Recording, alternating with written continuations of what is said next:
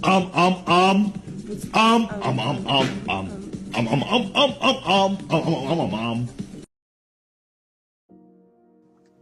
Sudah ada dua orang yang menghilang dari istana ini. Mulai dari satu pelayan hingga juru tulis kerajaan. Apa yang Menara Ivory lakukan di saat para kriminal itu sedang menyebabkan masalah di dalam istana? Pungkas Kaisar kepada pemilik menara yang memaksanya untuk menjawab pertanyaan tersebut. Sembari mengarah pandang, Kaisar kembali berkata, "Bukankah kau berjanji untuk menghabisi orang-orang busuk di dalam kerajaan? Sehingga kau meminta untuk memberikan otoritas penuh pada Menara Ivory demi mencari mata-mata. Aku tidak bisa lagi mempercayai Menara Ivory.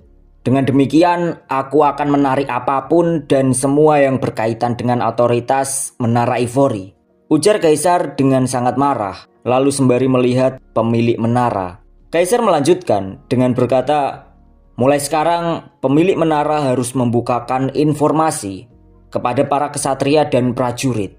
Apapun dari hasil penemuan mereka hingga sekarang. Apa kau mengerti?" Mendengar itu, pemilik menara menanggapi, "Baik, saya akan melakukan sesuai perintahmu yang mulia." Setelah mengatakan semua itu, Kaisar lalu menyuruhnya untuk pergi.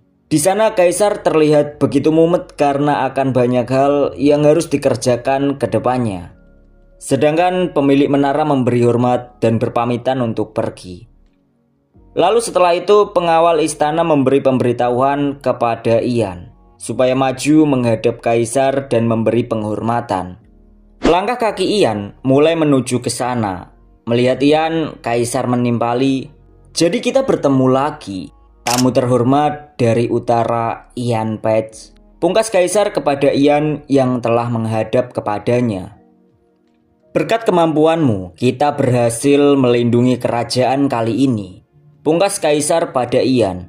Kaisar kemudian melanjutkan, "Jika bukan karenamu, kami mungkin akan tanpa daya memberikan informasi penting dalam jumlah yang besar kepada musuh yang tidak kami kenal, yang mana akan membalikkan seluruh kerajaan dan membuat keluarga kerajaan menjadi bahan tertawaan seluruh dunia. Maka dari itu, aku tidak akan pernah melupakan pencapaianmu dari kejadian ini." Lalu setelah mengatakan itu, Kaisar secara pribadi menunjukkan penghargaan atas jasa Ian. Lalu ia memberikan sebuah hadiah berupa jubah. Sembari Ian melihat jubah tersebut, Kaisar mengatakan bahwa jubah itu adalah benda yang ditinggalkan oleh Michel Green River, seorang pendahulunya dan penyihir satu-satunya dari keluarga kerajaan. Dan karena wasiatnya, aku tidak boleh sembarangan melimpahkan ini kepada seseorang yang bukan asalnya dari keluarga kerajaan. Jadi aku menganggapnya seperti aku hanya meminjamkannya kepadamu," pungkas Kaisar pada Ian. Lalu Kaisar melanjutkan perkataannya bahwa ia akan meminjamkan jubah itu kepada Ian hingga nafas terakhirnya, atau hingga Ian tak mau lagi mengenakannya. Sedangkan Ian masih tak menyangka dengan itu. Dalam pengetahuannya tentang Michel Green River, bahwa ia adalah penyihir pertama dan terakhir dari keluarga kerajaan Green River. Dia seorang pahlawan yang menyelamatkan seluruh kerajaan dan dianugerahi posisi sebagai pemilik menara berkat kemampuan sihirnya. Jubah ini bukanlah sebuah benda yang bisa dilihat oleh sembarang orang. Bahkan di sana, Ian sendiri mengakui jika di kehidupannya yang sebelumnya belum pernah melihat jubah tersebut secara langsung. Di sana, Ian masih bengong dan tak percaya dengan semua yang dilihatnya saat ini. Tiba-tiba suara Kaisar terdengar ke telinganya, mengatakan, "Oleh sebab karena itu sekadar jubah, maka tak perlu mengganti pakaian." Dan di sana, Kaisar menawarkan pada Ian supaya mencoba jubah tersebut. Seketika setelah mendengar itu, Ian langsung menyiapkan jubah tersebut dan memakai jubah itu.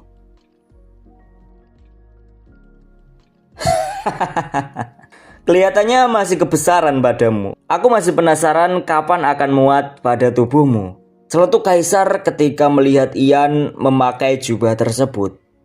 Sementara itu Ian menyadari jika jubah tersebut diselimuti oleh mantra sihir yang melekat. Lantas karena itu, ada keinginan darinya untuk membuat jubah tersebut muat pada tubuhnya menggunakan sebuah sihir. Benar saja ketika mencobanya, jubah itu mulai mengecil dan mengikuti besar tubuhnya sehingga menjadi muat dikenakan oleh Ian. Perasaan heran muncul di antara para bangsawan yang telah menyaksikan adegan yang dilakukan oleh Ian. Sedangkan berbeda dengan kaisar yang langsung memujinya, mengatakan jika itu sangat cocok, apalagi warna birunya yang terlihat begitu serasi. Mendengar apa yang dikatakan kaisar, Ian langsung memberi penghormatan karena sanjungan itu dan berterima kasih atas kebaikan yang telah diberikan oleh kaisar kepadanya. Singkat cerita, panel berpindah di luar istana kerajaan. Di halaman istana kerajaan, Ian didatangi oleh Putri Hairi yang datang untuk menyapanya. Setelah itu dengan agak canggung, Putri Hairi ingin menyampaikan sesuatu terkait pertemuan mereka sebelumnya pada acara pesta. Belum selesai Hairi mengatakannya, Ian dengan sigap langsung mengatakan jika ia meminta maaf karena sebelumnya bertingkah tidak sopan. Tapi Hairi bukan mempermasalahkan itu. Bukan itu yang... Kata-kata Hairi terhenti karena Ian langsung menenangkannya dengan berkata, "Tenang saja Tuan Putri, apa yang kau khawatirkan tidak akan terjadi." Perkataan Ian itu langsung membuat Hairi tersenyum karena ia juga tak menduga jika Ian sudah tahu tentang niatnya. Dari arah lain, langkah kaki mendekat ke mereka sembari berkata, "Sebuah pencapaian yang memukau." Suara yang terdengar di telinga itu langsung membuat Ian terkejut dengan ekspresi tegang. Tapi Ian belum berbalik melihat sosoknya. Sedang sosok tersebut melanjutkan perkataannya, "Dari pencapaianmu, Tuan Ian. Berkatmu, keselamatan seluruh kerajaan dan keluarga kerajaan telah terjaga." Diikuti Ian dan Putri Hairi yang langsung memandang ke sosok itu. Tak sampai sana, sosok tersebut juga berujar, "Dan seperti yang disampaikan oleh Yang Mulia kepadamu, pencapaianmu dalam kejadian itu tidak tertandingi." "Oh, mohon maaf atas keterlambatan perkenalanku. Anda mungkin sudah tahu siapa diriku, tapi aku ingin secara resmi memperkenalkan diriku kepadamu," ungkapnya kepada Ian yang masih tak menyangka dengan kedatangan sosok itu. Lalu sosok itu memperkenalkan diri, "Aku adalah Ragnar Greenriver, anak kelima Yang Mulia Raja."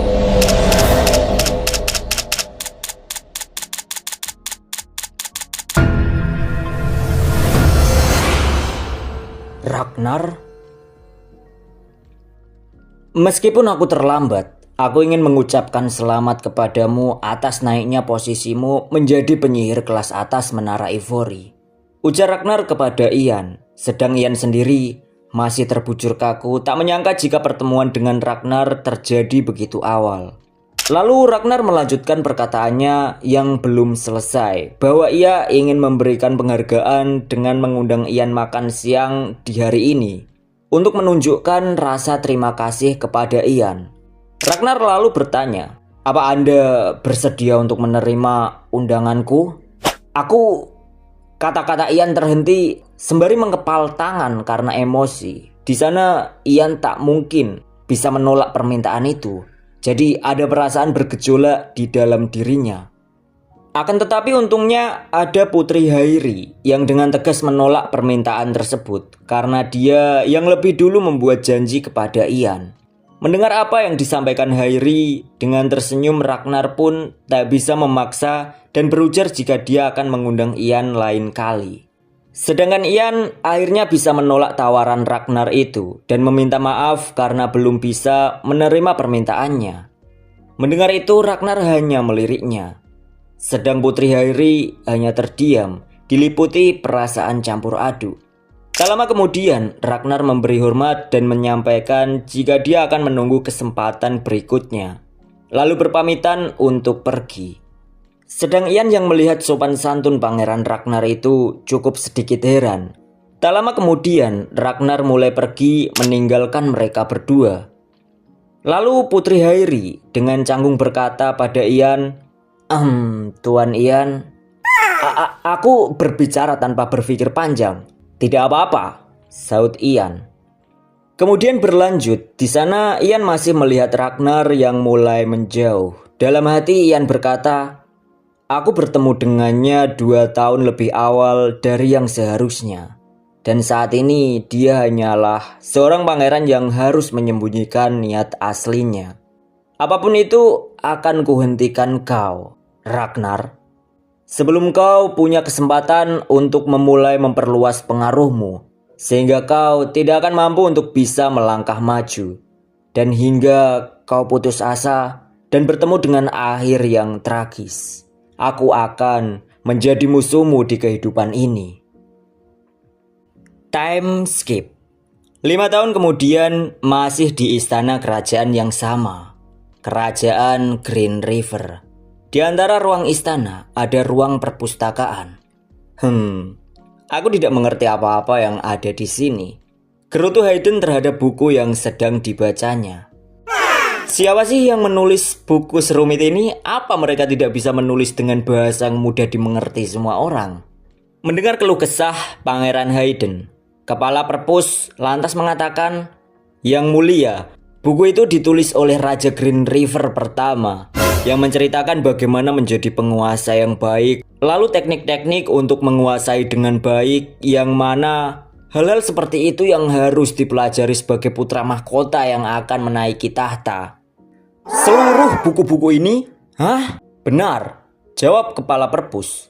Sembari melanjutkan perkataan bahwa ia juga harus mempelajari sejarah, filsafat ekonomi, politik, dan perilaku sosial. Dan ini adalah seluruh buku yang Anda harus baca, ungkap Kepala Perpus kepada Hayden. Aku menyerah. Ini bukan hariku untuk membaca, Tuan, teriak Hayden pada Kepala Perpus. Yang mulia, ujar Kepala Perpus dengan pasrah. Karena jika pangerannya ini tak membaca, ia akan dihukum oleh raja. Sementara itu, Hayden mengalihkan topik pembicaraan tersebut dengan bertanya pada wakil kapten mengenai apa ini hari terakhir Kapten Oliver sparring dengan Ian. Oh benar yang mulia, jawabnya singkat. Seharusnya mereka sedang melakukannya sekarang. Ayo pergi, sudah lama aku tidak menonton mereka, pungkas Hayden sembari mengajak mereka. Singkat cerita, di sebuah markas besar kesatria, kerajaan kedua, lokasinya di tempat latihan utama. Oliver mengambil sikap kuda-kuda, menghirup nafas dan berkata, sampai akhir. Aku bersumpah.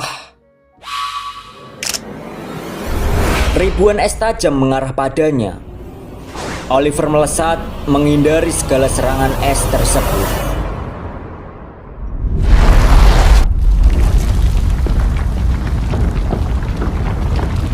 Melihat itu, Oliver tak gentar. Ia tetap melesat menerjang. Serangan Oliver tak mengenai. Di sana, Oliver terus waspada, bersiap dengan serangan berikutnya. Bola api mengarah padanya. Bola api yang begitu besar, begitu mengerikan. Oliver terbelalak, tapi matanya masih penuh tekad. Lalu ia mengangkat pedangnya.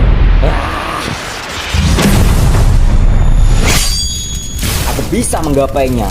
Setidaknya kali ini si penyihir itu.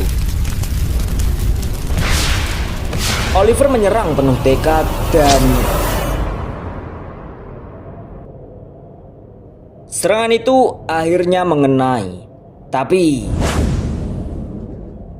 sebuah tangan menyentuh tubuhnya dan mengatakan pada Oliver, kerja bagus. Di sana Oliver masih ragu, masih tak percaya dengan kenyataan saat ini. Tapi ia menyadari dan berkata, kelihatannya saya masih tidak bisa untuk menggores Anda sedikit pun hingga akhir sparring ini, Tuan Ian. Mendengar itu, Ian menanggapi, jika Anda mengatakan ingin menggoresku dengan mengincar jantungku, kalau begitu di saat nanti Anda berhasil menyentuhku, aku pasti akan mati. Setelah itu Oliver mengatakan terima kasihnya karena telah membimbing. Sedang Ian menimpali, itu hanya harga untuk kalungnya. Oliver lalu menjawab, aku menerima nilai yang lebih banyak dari kalung itu. Di sana Ian membenarkan karena memang perkembangan Oliver sangat pesat dibanding 5 tahun yang lalu. Bahkan hanya dengan pedang baja Oliver mampu menembus serangan Pyroblast. Lalu setelah itu Oliver meminta izin untuk bertanya. Di sana Oliver lalu menanyakan pada Ian tentang seberapa kuat Anda sekarang ini. Ian lalu menjawab jika mungkin itu tak sesuai harapan. Karena saat ini dirinya hanya berada di tingkat penyihir kelas 5. Saat mengatakan itu, Ian mengingat kehidupan yang sebelumnya. Bahwa dulu dia mencapai kelas 5 saat usianya 26 tahun. Dan normalnya itu bisa dianggap cepat. Dan waktu usia 26 itu ia menunggu untuk naik ke kelas 6. Namun kali ini di usianya yang baru 17 tahun, Ian menyadari jika pertumbuhan dasar tubuh dan hati mana miliknya tidak dapat dipercepat. Oleh sebab itu batasannya saat ini hanya sampai di penyihir kelas 5. Tapi di sana ia akan mencari cara supaya tubuhnya dapat tumbuh dengan cepat supaya bisa meningkatkan kelasnya lebih tinggi. Wow, seperti yang diharapkan dari penyihir terhebat di seluruh kerajaan. Sebuah pujian yang langsung membuat mereka berdua menghentikan percakapannya.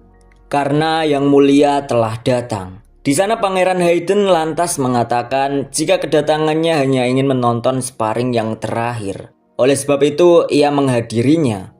Lalu Hayden mengajak mereka untuk sarapan bersama. Tapi di sana Ian dengan sopan menolak tawaran itu. Karena hari ini adalah pendidikan terakhirnya di Menara Ivory. Jadi ia harus pergi menemui pemilik menara sebab akan diberi anugerah sebuah tanggung jawab besar sebagai penyihir. Begitu ya. Mau bagaimana lagi? Baiklah silakan. Kita akan makan-makan saja lain kali. Pungkas Hayden yang memberi izin itu pada Ian. Lalu dengan segera Ian memberi hormat dan izin berpamitan. Aku akan kembali. Pungkas Ian pada mereka. Sementara itu, selepas mereka melihat Ian pergi, Hayden mengatakan bahwa jubah pemberian ayahnya pada Ian ternyata ada mantra yang bisa membuatnya terbang. Dan di sana, Hayden mengungkapkan kecemburuan itu karena baginya itu keren. Setelah itu, Hayden tiba-tiba serius. Di sana, ia memanggil Kapten Oliver. Lantas ia bertanya, dari yang kulihat, kamu terlihat seimbang dengan Tuan Ian. Bagaimana? Apa kamu sudah bisa melawan penyihir sekarang? Di sana Oliver tak langsung menjawab, tapi di sana ia memberitahu bahwa ada 2 jawaban yang bisa diberikan. Pertama, dirinya tidak bisa menggores Ian sama sekali, karena jarak kekuatan antar dirinya dan Ian terus menjauh. Akan tetapi jika melawan penyihir lain, pungkas Oliver sembari memandang Pangeran Hayden. Lalu Oliver tersenyum ringan dan berkata, aku sanggup melawannya.